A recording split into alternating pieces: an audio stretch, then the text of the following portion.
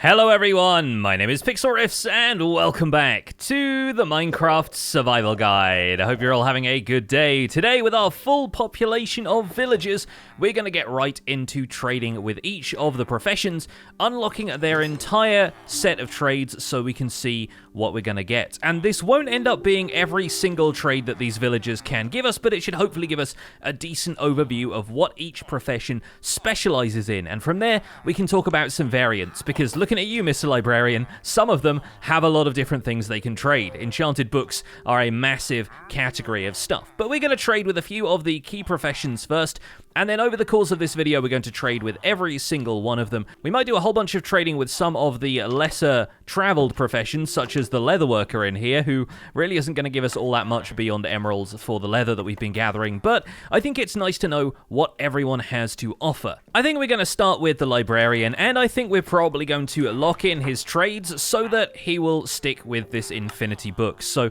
by trading with him once, remember that we lock in that trade basically permanently, and we can probably trade a little bit more paper a couple more times before we end up upgrading him to apprentice level. Once he becomes an apprentice, he will often offer another enchanted book, in this case Riptide, and he will also start selling lanterns. Remember that these are actually relatively expensive to make because you need a lot of iron ingots to break down into iron nuggets, and, you know, it's kind of nice to be able to just straight up buy them. So I'm going to buy a bunch of lanterns from him, maybe trade a little bit more paper later, but remember that isn't giving us as much XP. As a rule of thumb, the further down the list of trades an item is, the more XP it's going to give you towards their profession, but sometimes that changes a little bit, like in the case of the blacksmith professions, like the toolsmith, the armorer, and the weaponsmith. For them, I'm going to go back to Viola's inventory. I'm going to take out some of the blocks of coal, break those down into coal items, and we're going to trade some of those to the blacksmith professions, because that's a really good way of getting started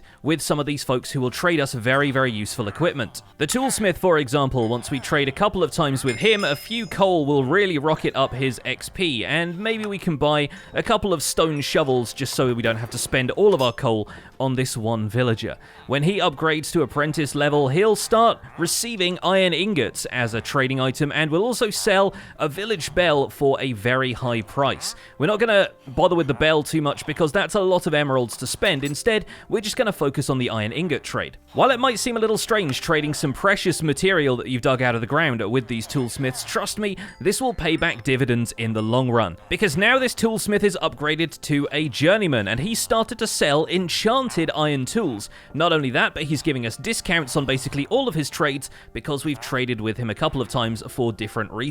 So if we wanted to, and we had enough emeralds, we could buy an efficiency 2 iron pickaxe, and that enchantment on the pickaxe, while it's typically a fairly low level, it's not going to give you a maxed out pickaxe, can sometimes even include enchantments like fortune. Notice also that when I trade some iron to him, that's still giving a pretty decent amount of XP. So if we wanted to continue this journeyman toolsmith along his XP track, you can find that iron is still a pretty effective resource to do that. Sooner or later though, the trade is going to lock, and we're going to have to buy something else, and the shovels are giving us very little XP at this point, so really not worth trading for more of those. I've actually crafted a couple of chests here, and we're going to leave those by the villager workstations just so we can go over exactly what we've needed to trade from this villager that ultimately isn't worth keeping around. So we'll put a chest down here, and we'll put the stone shovels in there. We could even keep some excess trading supplies there if we wanted to, and it looks like meeting time has started, so the villagers are all stepping away from their workstations. Once the meeting time is over, the villagers will return to their workstations briefly before going to bed, so if you are lucky, you might get another refresh before the end of the day, but chances are you'll have to wait until the following day to refresh those trades and trade with the ones that have been locked up. We'll also notice that if we head over to the toolsmith right now, he's actually asking for more iron at this point. Even though we have pretty heavy discounts on everything else, he's asking for 5 iron ingots instead of 3. And that's all to do with the supply and demand mechanics that are part of villager trading. If a villager notices that you're trading a lot of one resource, and they seem to think that that resource comes very easily to you, they might start to increase the prices occasionally because it's clear that that item comes pretty cheap. And so this toolsmith is now asking for 5 iron ingots for an emerald, where previously previously he was asking for 3 because that's really all we've been trading with him. That's where diversity of trades becomes really important, and you might want to buy an iron pickaxe or sacrifice a bunch of flint that you've gathered in order to get some of those higher tier trades that's going to speed him up onto the next level. Don't worry about those price hikes being permanent though, because the next day when he visits his workstation, he might decide to refresh these prices, and within a couple of days usually, even if you've traded up to silly prices for like, you know, half a stack of iron ingots for an emerald or something like that, they'll usually refresh those prices and have them back down to normal within a couple of days of not trading with that villager. I did a couple more trades with the farmer at the end of the last episode, trading a few more potatoes to him, although that's giving us very minimal XP right now, but he is also going to buy melons from us, and that's part of the reason we set up a melon and pumpkin farm last week in the automatic farms week, because melons and pumpkins are both farmer trades, although unfortunately this one has chosen to sell us pumpkin pie instead of buying pumpkins directly from us, and those become very, very lucrative, especially at higher levels, for both gaining XP and for being able to offload all of these farm crops that are relatively straightforward to get hold of. I'm going to switch to my Silk Touch pickaxe so we can harvest the entire melon from around here instead of having to reassemble it from melon slices, and we should be able to trade 3 or 4 melons to this farmer for a single emerald. The farmer's going to drop those prices after we've traded with him for some other crops as well, so in the end we might end up trading for just 2 emeralds or even just 1. We can also buy a few cookies from him. He's going to give us a ton of cookies for the price, which is pretty nice if you ask me, and let's top up that trade with the last few potatoes that I gathered from my crop field over there. Our farmer is headed for expert tier. The expert tier farmer will give you 2 different types of suspicious stew, and this is kind of an interesting one. There's a bit of a gamble because you never know exactly what type of effect you're going to get from suspicious stew when you've traded it from a farmer. You can craft it yourself and get specific effects, but the initial effect from finding these in the wild is kind of random, and that includes the ones that you find in treasure chests and the ones that you buy from farmers. So if I try and eat the suspicious stew right now, yep, I got blindness for a couple of seconds. Negative status effects are possible from suspicious stew, and it could even be as bad as giving you the poison or the wither effect for a couple of seconds. Let's see what this other suspicious stew he traded us was. Yep, that's weakness, judging by the status effect there. We have 7 seconds of weakness before it wears off. So, yep, both of those suspicious stews, not all that great. Maybe something to trade to your server mates if you want to prank them a little bit, but in a single-player world, those are virtually useless to us. It isn't going to stop me buying them, though, because we might need a couple of them later on for reasons, and it's also a good way of increasing our farmer's XP, so he gets to the final level of any villager's profession. He is going to be a master. That gem on his belt turns to a diamond, and at the very end of a master farmer's trades, you will find golden carrots and glistering melon slices. Golden carrots, as I've mentioned briefly before, are what you use to breed horses together, but they're also the stackable food with the most saturation gain of any food in Minecraft. So they are the food that allows you to stay full for longest without getting hungry again. So we'll grab a few more emeralds from this farmer, but now his profession is maxed out at master, he no longer gains any XP. You'll notice that we've been gaining XP this entire time, and it's kind of nice to have a little bit of extra XP from villager trading, but no more trades will be coming from this farmer. This is just the entirety of what this farmer is going to trade, and we can scroll up and down the bar here to take a look at everything he has available to us. We're probably going to be coming back to this farmer for golden carrots a great deal. And we'll pop a chest down here that's going to contain all of the suspicious stews we traded with him. I think these are all the blindness stew, if I got that right, so I'm going to be leaving those in there. Maybe we'll come back and get them for a project later. And in the meantime, we can turn our attention back to the librarian. We're going to stash all of the lanterns that we've been trading to him in there, and we're probably going to get a couple more emeralds for this paper so that we can buy a couple more lanterns and increase his profession to journeyman. At journeyman level, he's offering us some emeralds in exchange for ink sacs that you can farm from squid, which is probably a good thing, actually. There might be some squid in this river nearby that we can get from him. He's also got one more book trade for us, and oh, that's a very good one. We're also getting discounts at this stage because we traded with him a bunch of other stuff, but he is selling us Looting 3, which is perfect because I need that for my diamond sword. So I'm going to need to trade up a bunch of emeralds real quick so that we can buy one of those books from him. I think one of the best villagers to trade with is going to be the Fletcher, since we can just break down any wood that we have into sticks, and a stack of sticks will get us 2 emeralds from the Fletcher at his current price. So let's plant a few more spruce saplings over here where we've already created a little patch of podzol. We can also go and see the fisherman, who is this guy over here with the kind of netting shorts and the fish dangling from his belt. We can come over to him, and right now he's not trading what he was before. He's actually changed his trades, having probably walked away from his workstation and reattached to it. So he was trading string before as his first trade. He's now trading coal, and so I might end up breaking his workstation here so that we can reassign his trades and see if we get a different trade as a result. It'll take him a second to wander over because it's meeting time of the day right now, but once the workday starts, that villager's going to look for his profession block, find the barrel, and he's still trading coal. Okay, so let's see if we can swap that for string again. There we go, now he's trading string and coal. Interesting. Well, we don't really need to buy cooked fish from him, so we might as well get a little bit of the string trade done now. Since we are farming string from 2 different sets of spider spawners at this point, I think it's a pretty safe bet to say we'll be using a string trade for the foreseeable future. And now he's going to buy raw cod from us, and he's going to sell us campfires at 2 emeralds a pop, which is honestly not bad because campfires are used for a lot of different stuff in the game. We'll get to that a little bit later. And if it feels like I'm going back and forth between a lot of these professions rather than focusing on one, that's kind of the way I do villager trading, because a lot of the time a villager will lock their trade, you'll have to wait until they unlock it before you can really do anything with that. I think it's usually a good idea and a wiser use of your time to kind of go back and forth between a bunch of different villagers, trying to get emeralds where you can and coming back to the ones with the most significant trades, like this librarian who is now giving us a looting 3 book for 9 emeralds. And that's our first multi-item trade. We've got to give this guy some emeralds and a book in order for him to give us back an enchanted book, but what an enchanted book he has given us. In fact, that trade is good enough that I'm probably going to put my gold boots back on, run through the nether, and head home to my anvil so that we can get looting 3 on this sword, because that's also going to allow us to use it on the squid around here, get some more ink sacs to trade with that librarian, and get him to master level. But if we put that in here, that's a pretty decent sword right now, and that's a good use of 13 levels, because we're going to get a bunch more levels back from villager trading.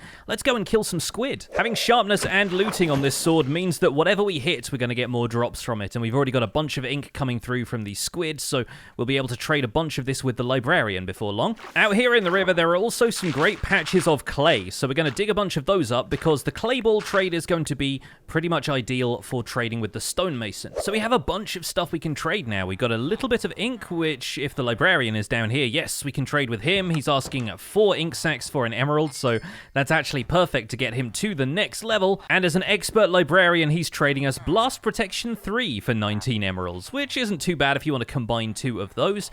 He's also asking for a book and quill for an emerald, so that's actually not too bad of a trade if you have the stuff on hand to make it. If you want to make a book and quill, you'll need some feathers, which you'll get from some chickens, a book, and an ink sac. Combined in the crafting interface, they make a book and quill, and a book and quill is something that a player can actually write in. So if you wanted to, for example, leave yourself some notes on what to do in future episodes, it can be like build iron farm, and then you can sign that if you don't want the book to be editable afterwards, or you can just hit done, and when you reopen the same book and quill, the message will still be there, allowing you to take notes on stuff, pass them to other members of your servers, or anything like that. Books with quills can even be placed in lecterns, where they can be read like so, and if you write multiple pages, you can turn the pages while they're in the lectern. And there are some neat mechanics attached to that, which we can check out a little bit later. If you want to retrieve the book from the lectern, simply hit Take Book there, and it will be removed from the lectern's interface. And now, we should hopefully be able to trade it with the librarian, wherever he's gone. So we can trade him this book and quill, even though we've written in it, but you'll notice clicking it here in the trading interface isn't working, because we've customized this already. We've already done something to it.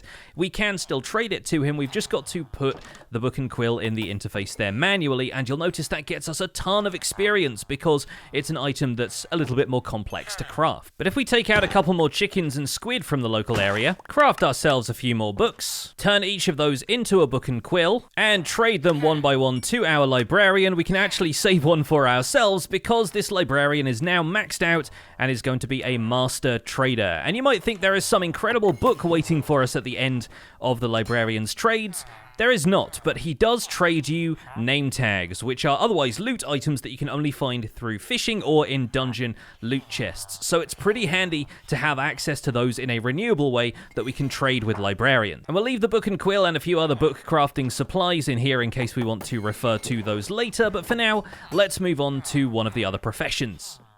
The toolsmith is now asking 3 iron for iron ingots again. He's noticed that we haven't traded with him for a while, so he's reduced the prices. So we'll take a couple more iron ingot trades with this guy so that he upgrades to the next level. He's now an expert, and you'll see 2 things have come up here. First of all, he is buying diamonds from us for 1 emerald, which is a proposition that doesn't appeal to most players, considering that diamonds are precious. There is no real way of farming raw diamonds like this, and you can also get emeralds just for trading sticks with a Fletcher, so the prospect of a diamond for an emerald isn't all that attractive.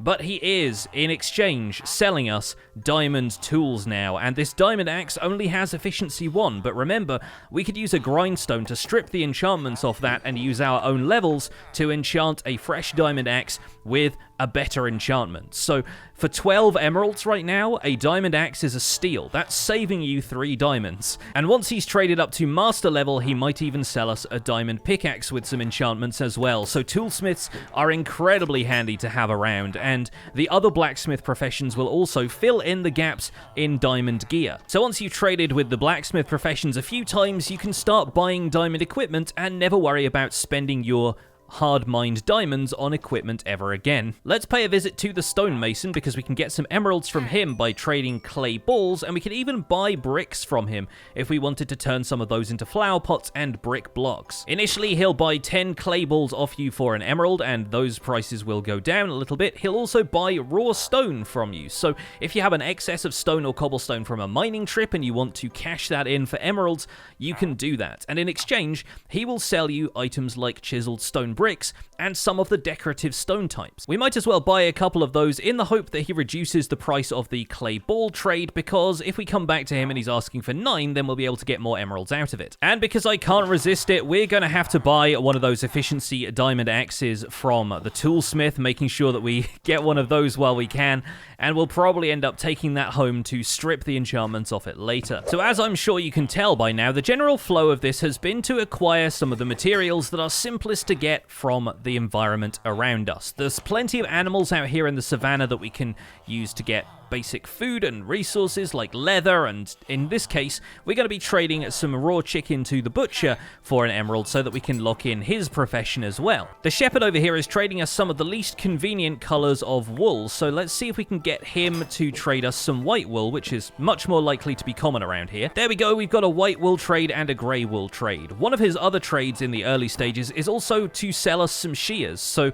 chances are we could get some shears from him if we lacked them already or didn't have the iron handy, but I think we'll probably go on a bit of a shearing spree of the white sheep around here and hopefully be able to bring back some wool to lock in his profession. We could also start farming sheep a little closer to the village if we wanted to get hold of some wool more renewably and more easily, but as of right now we might as well just go around trimming every sheep that we see. And while, of course, we could end up crafting white wool out of the string that we got from the spider spawner, that's just some resources that would be cheating ourselves out of trading with the fisherman. So there we go, we've got 18 wool on us. Let's trade once with the shepherd to lock in his trades, and we'll come back to him a little bit later. Here is our friend the Fletcher, and I definitely think we're going to trade the most with him, because frankly, sticks are some of the easiest things to come by for these early trading sessions, and while it's not going to get him a whole lot of XP, boy is it going to get us a whole lot of emeralds. He's now buying string from us as well at a cheaper price than the fisherman is, so unfortunately we might end up cutting this guy out of the string trade a little bit, and he will sell us pre-made crossbows if we want to buy those directly from him, but honestly I don't know if I rate the crossbow. We'll talk about the crossbow in a future episode, there's a lot to unpack there. For now, let's return to the toolsmith, and here's one of the things I was talking about with the XP of different trades being weighted slightly differently, so it's not always the best idea to go for the higher tier trade, because if you look at it right now, the higher trades here, like this diamond axe for example, will get us a decent amount of XP, but if we go all the way back down to the iron trade, it's really not giving us that little. In fact, it's giving us about the same as trading for this enchanted iron pickaxe is. So I think it's still worth trading some of those basic resources like iron that you're going to get a bunch of if you go mining with fortune, instead of spending 12 emeralds on a bunch more diamond axes that you're probably going to need at some stage, but probably not right now. With 36 emeralds now under our belt, it's probably worth letting you know that you can craft these into blocks of emerald once you start to acquire a few more of them, and that will allow you to save a little bit of inventory space once you start acquiring stacks upon stacks of emeralds from taking advantage of some of these villager trades, and they can always get broken down a little bit later on, much the same way as any other resource block can. But I think it's time to turn our attention to folks like the weaponsmith, who is asking for coal right now, but will also sell us an iron axe, because axes aren't just tools from the toolsmith, they're also weapons that we can use. Let's grab a little bit more coal from Viola's knapsack and see if we can trade him up to the next couple of levels of his profession. There we go, we have an apprentice weaponsmith, and he's also asking for iron ingots and selling bells as well. Now I have enough emeralds for it, I can show you that the bell really doesn't give you a whole lot of XP towards this villager's trade, so unless you specifically want to buy a bell from these villagers, it's not worth it when you're just trying to upgrade them. Sell this man your iron, or buy various other things from him if you want to, but I don't think the bell is really worth it unless you want to have a bell that you can ring in your own house. In fact, having run out of iron to trade them, I'm actually going to saddle up Viola once again, and we're going to ride out to some of the local hills, because if we can acquire some more iron from up there, we might be able to get around the fact that we don't have any iron left to trade. So let's ride out for the hills, spyglass in hand, and see if we can locate any iron deposits. Oh wow, look at this mountain, this hollow cave on the outside of it leading into a dripstone cave is awesome looking, and I'm looking in the higher reaches of the world because while it's true that going caving can lead to a lot of iron, some of these mountains nearby might have deposits of iron in them as well. It comes down to the fact that the higher up you go in the world, the more chances you get of iron and coal veins being exposed to the surface. I don't know if this is going to be tall enough terrain looking at it, but at least we got to see these cave formations because those look amazing. And frankly, they look like absolute death traps on the inside too, but wow. this is definitely screenshot worthy. I wonder if this plateau over here is going to have any iron. And while it looks like it has a couple of surface crags up here on the plateau, nope, I'm not seeing any more iron deposits, so we may have to go caving after all. We can at least check out the ruined portal while we're here. Oh, that's going to give us some iron and some flint, which we can trade with a fisherman or something probably. Fine, I guess I'll go into the Dripstone Cave. If we die here, I'm blaming you, Viola. Let's at least set my spawn point out here so that if I die horribly in this cave, I'll respawn relatively close to my stuff. Let's use a bucket of water to descend carefully into this cave and probably get shot out of it by a skeleton if I'm not careful. There's one right there, in fact. Haha. Right, let's put down a couple of torches so that we know which way we're coming back and look around for any early iron deposits. Looks like we've got one right here by the waterfall, actually, which is pretty good going. Let's fortune all of this and be very, very careful about falling, because these dripstone caves are treacherous, especially when it comes to all of the stalagmites around here. These massive formations of dripstone that are just reaching up to the cavern ceiling are epic, though. They look so, so cool, and they give the spiders something fun to climb and then probably take full damage as they drop off. Dripstone caves like this are also perfect places to gather copper if you need more of it, because there is a larger proportion of copper generating in these kind of caves. So look around on the floor, you'll find it basically everywhere in amongst the creepers. And throughout this we need to be very, very careful not to jump onto any of the spikes of rock, the stalagmites coming up from the ground, because if you jump on one of these, you take damage regardless of how high you've fallen from, and if you fall from a greater height, you're probably going to die landing on one of these. But it is one of my goals in this series to make a base in every biome, and if I want to make a base in a dripstone cave, this is going to be it. This is incredible looking. Watching my back constantly for creepers while I'm in here, but it looks like we've probably got close to... Oh, we got just over half a stack of iron, actually. That's gonna be nice to have. Let's maybe aim for a stack, and then let's get out of here. Okay, we've got a stack. I'm out. We need to go. This place is incredible, but also incredibly dangerous, and I feel like I can make 3 episodes just down here. We'll be back, for sure, but for now, I need to leave before I end up getting killed. So it's back to the surface. Let's scramble back to the bed. I made it, Viola. I made it. We're good. And now that we've got all that iron on us, let's head back to the village and let's smelt it for more trades with the blacksmiths. You see, one of the best things about these villager workstations is that even though the villagers have claimed them as their job sites, they can still be used as workstations by the player too. So I'm just going to use the armorer's blast furnace to smelt down a bunch of the iron that we've gathered. And from there we can trade it to the weaponsmith, who's got a bunch more cool stuff for us further down the line. When it comes to the armorer himself, though, I'm not entirely happy with his trades right now, because iron armor isn't really worth trading to us when we've already got diamond, and the armorer will sell us diamond a little bit later, and I prefer to have at least one trade to start off with where you you are getting emeralds instead of spending emeralds. So once we're done using the blast furnace here, I'm going to break the workstation so we can re-roll his trades, and hopefully we're going to get something a little bit better. For now though, this should be our last iron trade with the weaponsmith before he starts giving us some extra stuff, so let's see what he's got in his next tier of trades. And that's just a flint trade. Okay, fair enough. Well, we can go and dig up some gravel with the fortune shovel, and we might as well get some flint trades out of the way. Plenty of gravel down here in the riverbed that I'm never going to look at again, so we might as well just dig all of this up and leave a layer of stone behind. Well, he must need all this flint for something, so I'm happy to trade it to him, and one trade gets us a bunch of XP, so that one's kind of worth doing compared to the iron trade at this point. Next up, when he becomes an expert, though, that is when the fun begins, because this guy is now selling axes, and the cool thing is he's selling the opposite enchantment to what the toolsmith is giving us. The toolsmith has efficiency, this guy has unbreaking 2 axes, and because it's a higher level enchantment, it's a slightly more expensive tool, but I wouldn't mind getting a couple of unbreaking 2 axes and combining them, so I have unbreaking 3 to combine with whatever else I get. Now that the blast furnace is done, let's turn our attention to the armorer and maybe refresh his trade so that he comes up with something different, because once the villager comes back and pairs to this workstation, we should hopefully get something.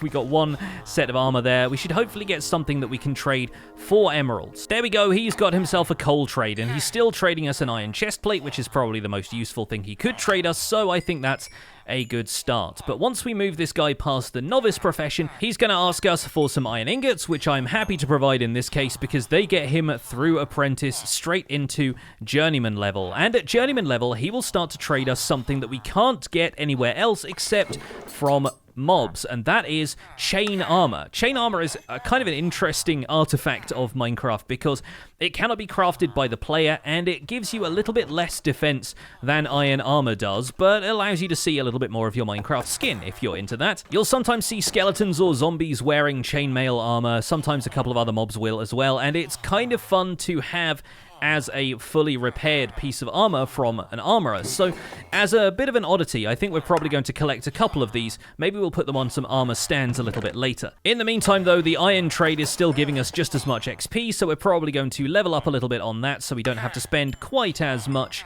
on chainmail. And then once our armorer becomes an expert, now you're talking. We have the option to trade diamond armor from him. We've got some boots with unbreaking 2 and some protection 2 leggings as well. So this guy is starting to get stocked up with the good stuff. Typically, I'll go with the boots trade here because there is more than one set of enchantments we can apply to boots. We have things like Frostwalker or Depth Strider, which are, I believe, mutually exclusive from each other. So we might as well stash some diamond boots in here for a little bit later, and we can enchant those on our own. Once again, some of those cheaper trades like the chainmail and the iron are still getting us a decent amount of XP compared to his expert level trades, so I think I'll probably trade off the rest of this iron, buy a couple more chainmail chest plates, and I think we'll get this guy all the way up to master level. And at master level, he's going to sell us the last 2 pieces of diamond armor with some protection enchantments that I'm not wild about, but once again, we'll grindstone those off and we'll enchant them on our own time, and then we'll have a ton more diamond armor to play with. So for now, let's go for one of each. Let's go for a chest plate, let's grab a helmet, and I haven't left myself enough emeralds to get the leggings, but we can trade with one of his friends to make up for that. By this point, we've established a pretty solid trading loop, though. All we need to do is cut down some trees, we can turn all of the wood into sticks, we can trade those sticks with a Fletcher, and that way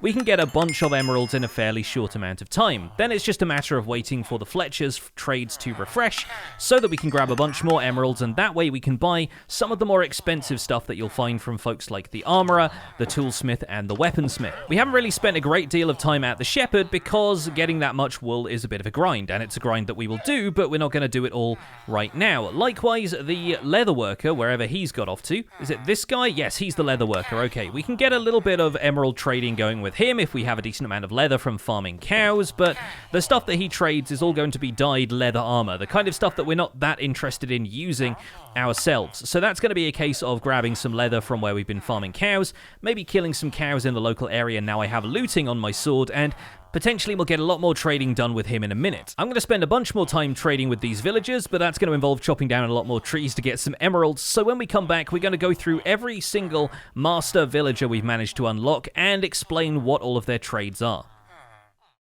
Hey folks, welcome back. So our population of villages is now all fully mastered, and this all took place over the span of a live stream, which you can catch on the Pixel VOD's YouTube channel if you want to see the play-by-play of us getting all of these together, including, actually, having to recruit a new farmer. I don't know what happened to our original farmer, but something over here went wrong. I have a feeling he might have walked over into the area where I was growing trees, and a tree might have spawned on top of him and suffocated him. I think like something gruesome like that may have happened. Either that or a zombie came out at a time when I let it get a little bit too dark, or there was a thunderstorm or something, and our original farmer ended up just disappearing.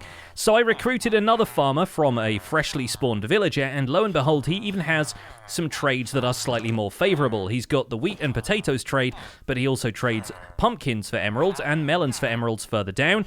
He will sell us cake, and his suspicious stew actually causes the saturation status effect, which means it's one of the better suspicious stews for us to use as a player. So quite happy that this guy exists, and now, of course, he's selling us the golden carrots and everything as before. Now let's go through some of the professions that we hadn't mastered on camera, just so I can show you what they're trading us now. The butcher is wandering off over in this direction, and he, along with buying a bit of raw mutton and raw beef, selling us some pork chops, and, of course, the previous trades for rabbit stew, he will buy dried kelp blocks from us, which I'll get into in a future episode, because dried kelp has an interesting use as a fuel source. He'll also buy sweet berries from us, which means, once again, a crop that we can farm very easily, harvest a bunch of, and sell to this villager for emeralds. Our friend the weaponsmith is now selling a diamond sword with knockback 1. I think that's the only trade you didn't see previously. The armorer is all maxed out, as was the librarian, so we've seen them already. The cartographer has some really interesting stuff, along with the glass pane trade basically being the best trade to level him up.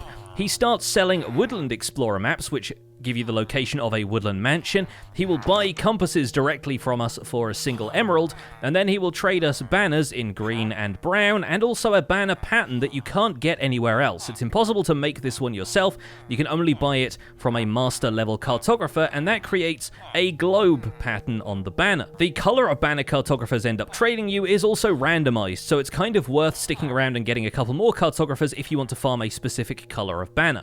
They're lining up to talk to me now. Let's talk to the fisherman, because he's got some really cool trades now, actually. We've got the string, coal, and raw cod trades, and the campfires were the ones that I used to level him up a little bit further. The raw salmon trade turned out to be especially powerful for getting him a little bit of extra XP, and then further down, he started asking for tropical fish and puffer fish, and even at the end of the track here, acacia boats, which we could farm from the trees around us if we wanted to get a few extra emeralds that way. The shepherd is a con man, because when I ended up trading a bunch of white wool to him to unlock the next trades, he then started selling a single block of that white wool back to me for 1 emerald, which turned out to be a good way of getting his XP up, especially since I don't have access to either lime dye or green dye at this point, because I haven't found the cacti necessary to make those dyes, or the sea pickles that you can use it to turn into lime dye. But he ended up trading us some beds, which I bought from him and put in this chest down here, along with some of his final trades, which are colored banners, similarly to the cartographer, and paintings, which you can make yourself using wool and sticks, but it's kind of cool that you can buy them directly from the shepherd. The toolsmith has a pickaxe with unbreaking 2 as his master trade, so that's as far as we got with him. We've dealt with the armorer already and the weaponsmith and toolsmith.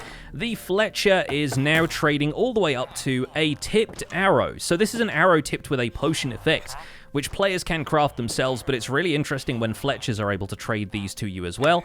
If we throw some emeralds and some arrows in there, they can come out as arrows of swiftness, which if you shoot something with them, will grant it a speed boost in the same way that a potion of swiftness would. It only lasts for a very short amount of time, but you can occasionally get really useful arrows from this, like arrows of weakness and arrows of harming that you can shoot directly at mobs to affect them when they're attacking you. The Fletcher also ends up trading you an enchanted bow and can buy tripwire hooks from you because they're the ingredient for a crossbow crafting recipe. So again, kind of a hint at the things the Fletcher needs in order to make the things that he sells back to you. Our friend the leatherworker is now a master of trades as well, and the leatherworker, like the shepherd, is a little bit of a con man, because a lot of these trades, give or take the flint trade, weren't all that great in terms of XP once we got past the first novice stage. So I ended up buying an awful lot of pink hats.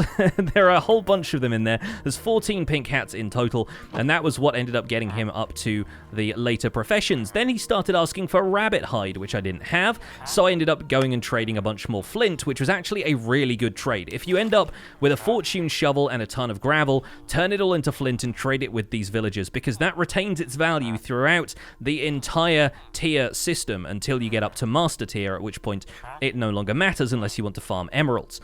The leatherworker's later trades include another type of hat, which is a completely different color, but he'll also trade you leather horse armor and saddles. Now, the saddle trade isn't all that important, especially since we've been fishing up so many of those, but it's kind of nice to know that you can get saddles this way if you can't find them any other way.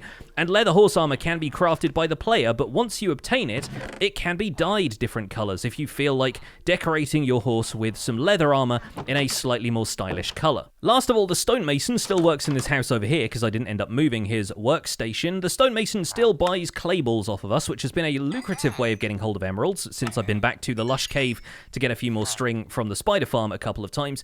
But we've also got a few more trades opening up down here. He will buy diorite off us, and that changes depending on whether your mason ends up with an andesite trade or a granite trade there. Sometimes you can end up with different types of decorative stone trades, and likewise he will sell you polished diorite as though he's kind of buffed it up for you once you've sold it to him. He can also sell us terracotta and a form of glazed terracotta, which is really quite cool. We'll talk about terracotta in a future episode as well, but there's a lot to be said there. And finally, he will sell us two different variants of quartz blocks, the regular block of quartz and pillar quartz, which we can make out of the quartz items that we get from the nether, but having these trades available as blocks allows us to get hold of quartz without using those quartz items from the nether, and instead allows us to save that quartz for recipes like comparators and daylight sensors and some of the redstone recipes that require quartz. The cleric here is also a master of his profession, and the last couple of things he would trade us outside of the enderpearl trade were netherwort for emeralds and bottles of enchanting. And these are, as the tag there suggests, experience bottles. They basically allow us to throw these on the ground and receive a little top-up of experience, although it's really not all that much. Bottles of enchanting basically give you enough XP to get you from level 0 to level 1, and from there, of course, it gets progressively harder to obtain levels, so you need more and more XP to do it each time, meaning that at level 50, as we are right now, it's not really all that worthwhile. So I'm pretty certain we have now traded with every single villager profession, and we're ready to start looking at which ones are going to be advantageous to us, what else we can get from these villagers that they're not currently giving us. Because, of course, there are some trades that we didn't get from these villagers the first time around, some trades which have a chance of coming up, and nowhere is that more true than with the librarian, because there are so many enchanted books in the game that we don't have an opportunity to get all of them from a single librarian. There's also a bookshelf trade that we can get from early on in the librarian's trades, which can allow us to get a bunch more bookshelves to make more lecterns, so it's kind of beneficial to have more than one librarian around, and we'll be looking into that as the week continues. But for now, that is going to be it for this episode of the Minecraft Survival Guide. I hope you've enjoyed this look at exploring all of the villager professions with me. Don't forget to leave a like on this episode if you enjoyed it, subscribe if you want to see more, and I'll see you folks soon. Take care, bye for now.